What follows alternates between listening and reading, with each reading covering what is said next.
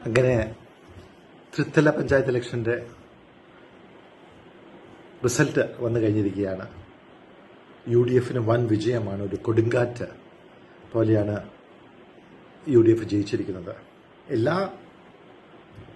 എല്ലാ തട്ടുകളിലും, ഗ്രാമപഞ്ചായത്തുകളിലാകട്ടെ, ബ്ലോക്ക് പഞ്ചായത്തുകളിലാകട്ടെ, ജില്ലാ പഞ്ചായത്തുകളിലാകട്ടെ, മുനിസിപ്പാലിറ്റികളാകട്ടെ, കോർപ്പറേഷനിലാകട്ടെ, എല്ലായിടത്തും വൻ വിജയം രേഖപ്പെടുത്തിയിരിക്കുകയാണ് UDF.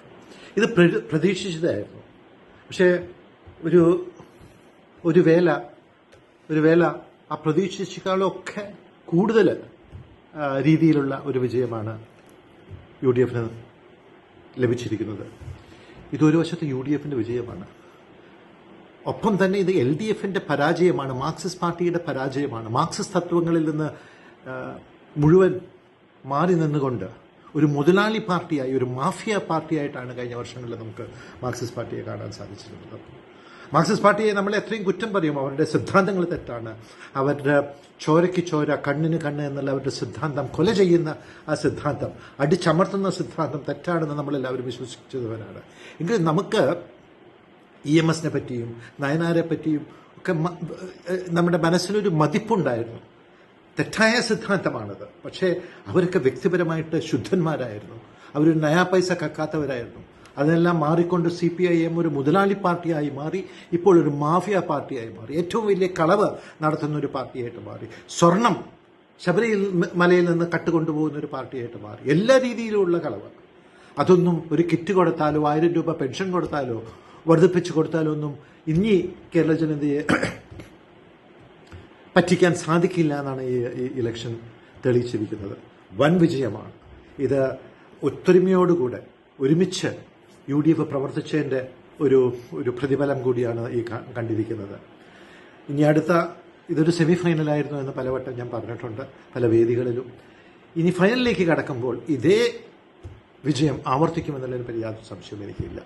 കാരണം അത്രയും വെറുത്തു പോയിരിക്കുകയാണ് കേരള ജനതയ്ക്ക് മാർക്സിസ്റ്റ് പാർട്ടിയോടും, പ്രത്യേകിച്ച് ഭരണകൂടത്തിലിരിക്കുന്ന പിണറായി വിജയനോടും. ഇത് പിണറായി വിജയന്റെ തോൽവിയാണ്. ഇത് MV രാഘവന്റെ തോൽവിയാണ്. ഏപ്രിലിൽ അസംബ്ലി ഇലക്ഷൻ നടക്കുമ്പോൾ ഇതിലും വലിയ തോതിലായിരിക്കും LDF തോൽക്കാൻ പോകുക. മാർക്സിസ്റ്റ് പാർട്ടിയുടെ തോൽവിയായിരിക്കും അത്, ഒരു സംശയവും വേണ്ട. അപ്പോൾ അങ്ങനെ UDF 100 സീറ്റിനല്ല 105 110 സീറ്റ് കൊണ്ട് ഫൈനലിൽ ജയിക്കുമെന്നുള്ളതിനെ പറ്റി യാതൊരു സംശയവും എനിക്കില്ല. ദൈവത്തിന്റെ അനുഗ്രഹം UDFനുണ്ട്. നിരീശ്വരവാദികൾ ശബരിമലയിൽ പോയി ശ്രീ അയ്യപ്പന്റെ സ്വർണം കക്കുന്നവർക്ക് ശാപം കിട്ടാതിരിക്കും. ആ ശാപമാണെന്ന് കാണിക്കുന്നു. ബിഷപ്പുമാരെ വിളിക്കുന്ന വാക്കുകളായിട്ട് നമുക്ക് ലജ്ജ തോന്നും.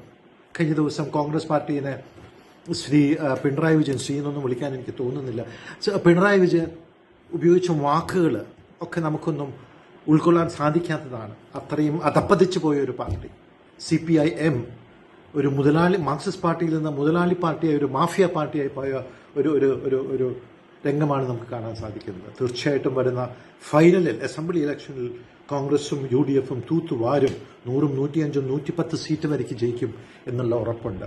അതിന് സർവശക്തൻ നമ്മുടെ കൂടെയാണ്, ഈശ്വരൻ നമ്മുടെ കൂടെയാണ്, അള്ളാഹു നമ്മുടെ കൂടെയാണ്, ദൈവം നമ്മുടെ കൂടെയാണ്. നമ്മുടെ കൂടെ ഉണ്ടാകും വരുന്ന ഏപ്രിലിനും കൂടി എന്നുള്ള ഉറച്ച വിശ്വാസത്തോടു കൂടെ UDFന്റെ പ്രവർത്തനത്തിന് വേണ്ടി എല്ലാവരും ഒത്തൊരുമിച്ച് വരും 4 മാസം ഒരുമിച്ച് പ്രവർത്തിക്കണമെന്ന് മാത്രം അഭ്യർത്ഥിച്ചുകൊണ്ട് എൻ്റെ വാക്കുകൾ ചുരുക്കുന്നു. നന്ദി, നമസ്കാരം. ജയ് ഹിന്ദ്, ജയ് UDF.